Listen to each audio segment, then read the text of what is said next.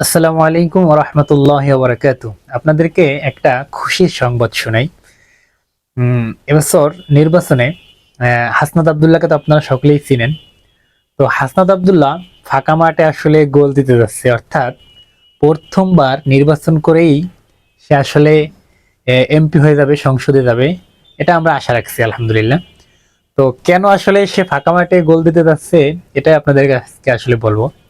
তো আমরা জানি যে কুমিল্লা ৪ আসনে হাসনাত আব্দুল্লাহ শাপলা মার্কায় জামাতের সাথে জোটের মাধ্যমে নির্বাচন অংশ নিতে যাচ্ছে।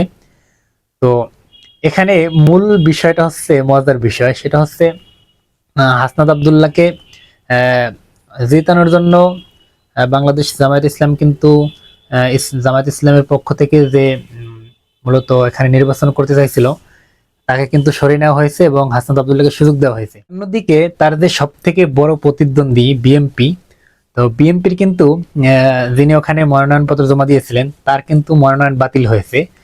তো এখন দেখেন তার যে সবচেয়ে বড় যে প্রতিদ্বন্দ্বী বিএমপি, বিএমপি কিন্তু চাইলেও নির্বাচন করতে পারতেছে না। তাহলে এখন হাসনাত আব্দুল্লাহর জয় কে ফিরাবে বলেন?